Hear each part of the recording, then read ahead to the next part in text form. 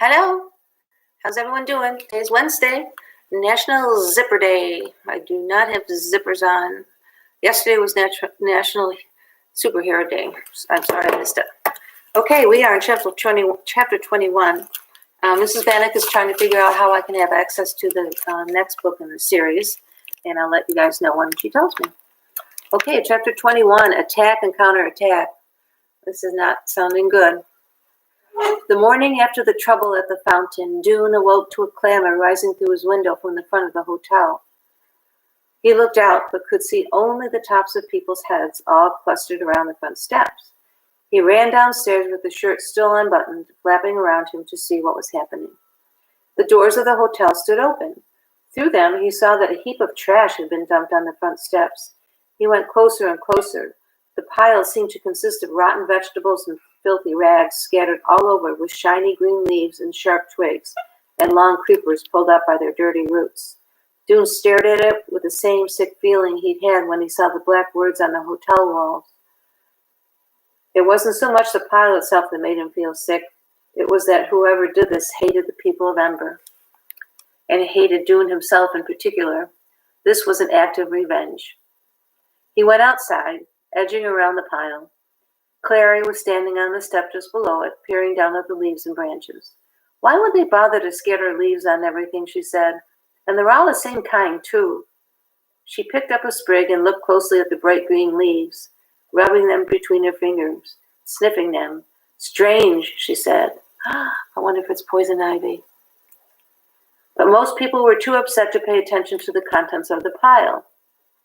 An angry buzz filled the air, and now and then one voice or another rose above the rest. This is an outrage! It was a clear, sharp voice. Tick's, Dune was sure. Then a high voice, I hate them! I hate them! That must be Lizzie. And sure enough, there she was, standing near Tick, ducking her shoes in the bucket of water to get the dirt stains off. After a while, Tick climbed the stairs and clapped his hands. All right, everyone, he called. We've been attacked again, and this is worse than the first time. It's a disgusting insult, and it fills us with rage, but all we can do right now is get this mess off of our doorstep. Let's get busy and clean it up. Uh-oh, I wonder if they're all going to be itchy with poison ivy. Everyone did. They picked up armloads of the leafy vines and carried them away. They shoved the garbage down onto the ground and kicked it into the bushes. They brought buckets of water up from the river and sloshed them over the steps until everything was more or less clean. Tick supervised all this, calling out directions, though he didn't do any of the actual work himself, Dune noticed. Doesn't want to get his clothes dirty, thought Dune rather grumpily. When the cleanup was done, people stood around and argued. Some were for marching down to the town that very minute, confronting the town leaders and demanding that the vandals be punished. Other people said no, it wasn't good to cause trouble. It would just make everything more unpleasant, and anyway, it wasn't the whole village that was against them, only some of them. But which ones? Someone yelled. And how do we stop them? They have to be stopped. I'm tired of being blamed and punished, cried someone else. I'm tired of being starved. And what about winter? Someone yelled. The word had spread and people had added this to their list of grievances. Are we just going to sit here and take this treatment? No, no, no. Dune could see Tick moving through the crowd, bending to speak into the ear of one person, and then another. As people listened, their eyes narrowed and their lips tightened, and they turned to Tick and nodded. Here comes revenge. The shouting died down. What do you think they should do? What would you do if you were an Emberite? The shouting died down after a while because people couldn't agree on a course of action. If they didn't go to work, they wouldn't get any lunch. So most of them went back to their ordinary routines. They washed their hands and faces in the river. They ate what remained in their parcels for breakfast, and they headed up the road toward the village. Dune and his father went too, though Dune went reluctantly. Father, he said, this is the third time they've attacked us. Don't you think we have to do something? What do you propose to do? His father said. I don't know, said Dune, but we have to do something. We can't just let ourselves be trampled, can we? Son, said Dune's father, I don't know the answer. We're in a tough situation here. He clasped his hands behind his back and walked for a while, looking down at the road. It does seem that something is called for, he said finally. The trouble is that violence just leads to more violence. So I don't know. Dune's team was assigned to the cornfield that day. He and his father spent hours on their knees, yanking prickly weeds out of the ground. Dune's arm itched. Uh-oh. He kept having to stop and scratch it. Was a mosquito biting him? He scratched and scratched again.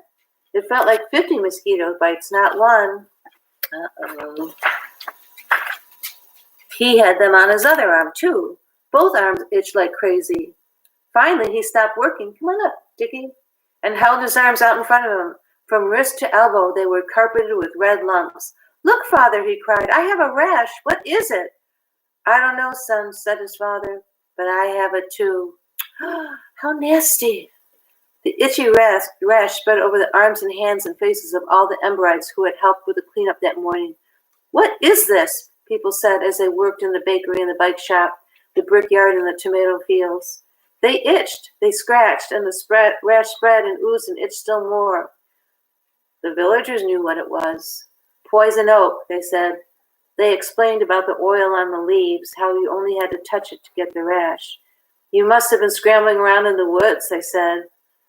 Oh boy, I'm getting angry. But the Emberites had not been scrambling in the woods. They knew how they'd been poisoned. Someone had done it to them on purpose.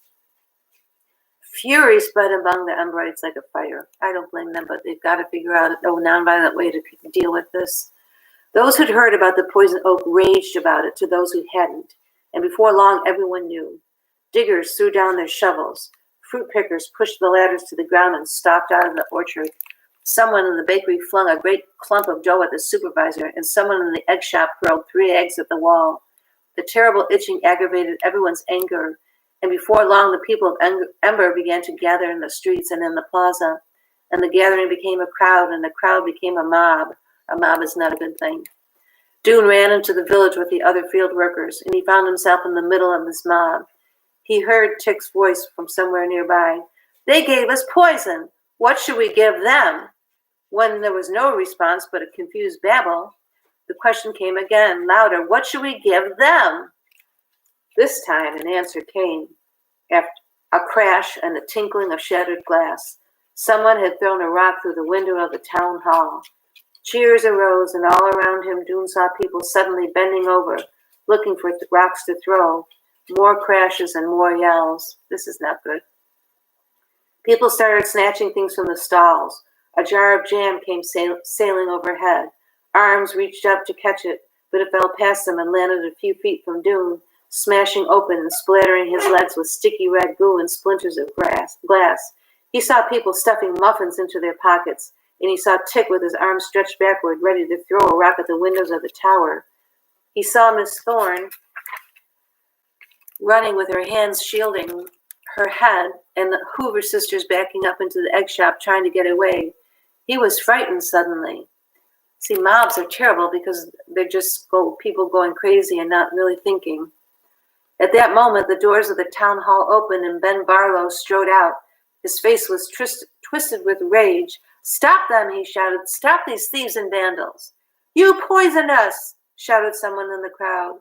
We've had enough, shouted someone else, and threw a potato right at Ben.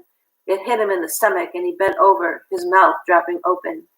A roar came from the crowd. Tick's voice rose above the others. Fill your pockets, he screamed. Fill your pockets and run. There was a mad scramble, and then the Emberites pushed their way out of the plaza and raced down the streets to the river road. Dune ran too. He saw Tick ahead of him, sprinting fast, his shirt tails flying. Now we are really thieves and vandals, Dune thought. Was this a bad thing? I think so. Or was it exactly what the people of Sparks deserved? That night, Tick went up and down the corridors of the hotel, knocking on doors and urging people to come to his meeting. They did come, at least 100 of them by Dune's count. They gathered at the head of the road as the daylight was fading. Dune saw Chet and Gil and Allie and Elvin from his old class at the Ember School, along with people he knew from the pipeworks, people he knew from Ember's shops, and others. Most of them were boys and men, but there were women and girls too. Most were silent, but some whispered excitedly to each other. They formed a semicircle in front of Tick, who had climbed onto a tree stump. Dune saw Lizzie standing near Tick, gazing up at him wide-eyed. The moon shone behind Tick's head. It Oh, perfect. I just read this book. It gave a silver edge to his hair, but left his face in darkness. All right, Tick said. His voice was quiet, but instantly the whispering stopped. Our time has come. They have attacked us 3 times now. Today we showed them a little of our anger. We made them understand that we won't be taken advantage anymore. They must know that if they hurt us, they will be hurt too. We will strike back. We are warriors now. No. Murmurs of approval rumbled through the crowd. Dune, who was standing at the rear, heard several people echo Tick's words. Strike back, yes, we have to strike back. We are warriors. We must be ready, Tick said. When the next confrontation comes, we won't be as disorganized as we were today. We'll have a plan, and we'll be armed. More murmurs and a ripple of excitement. How will we arm ourselves? Tick asked.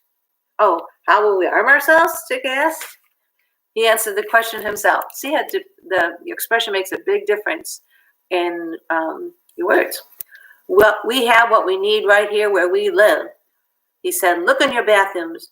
You'll find strong metal rods there, just the right length and enough for everyone. People looked at each other in puzzlement. Metal rods in the bathroom? But Dune knew immediately what Tick meant. The towel racks. Take them off the wall, and you have a sturdy weapon that could do real damage. Bruise soft flesh, even break hard bone. Tick waited until the word was passed through the crowd, and everyone understood about the weapons in the bathrooms. Then he said, there are other ways to arm yourself too. Did you bring a knife with you from Ember? Are there still slivers of glass left in the windows of your room? Have you noticed that some of the stones by the river are just the size to fit in a fist? Again, he waited. All around Dune, people were nodding and whispering. Dune tried to imagine what the uprising earlier that day would have been like if the rioters had been swinging steel rods and striking out with knives and broken glass. People would have been hurt. There would have been blood. But think of the hurt the villagers had inflicted on the Emberites, the pangs of hunger, the humiliation, the name-calling, the terrible itchy rash. Didn't one hurt deserve another? Wasn't he simply being squeamish to shrink from it? He would have to strengthen himself, he thought. Not just his body, but his spirit, his will. It would take a kind of strength he didn't have yet to strike another person with the intent to harm.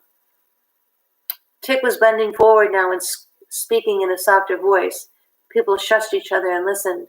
Go now and sleep, my warriors, Tick said. In the next days, prepare your weapons and prepare your will. Remember how you felt when you saw those ugly words scrawled on our walls. Remember how you felt when the poison rash crawled up your arms. The people of Sparks will wrong us again, and we can be sure of that. When it happens, we'll be ready. After the meeting, Dune walked back to the hotel feeling vaguely uneasy. Tick must be right, but somehow Dune couldn't feel wholehearted about being a warrior. Was it because he was a coward? He didn't want to be a coward. He didn't really think he was one. What was his problem then? He doesn't have a problem, right? He wants to solve this without injury because we know that if you keep fighting, it's not going to end. That there's something called diplomacy that helps stop wars, people talking and working things out. So next chapter tomorrow is chapter 22, and it's called Discoveries. And just like Miss Clarkwitz do, when Lena awoke the next morning, she thought there was something wrong with her eyes. Uh-oh, that doesn't sound good. See ya.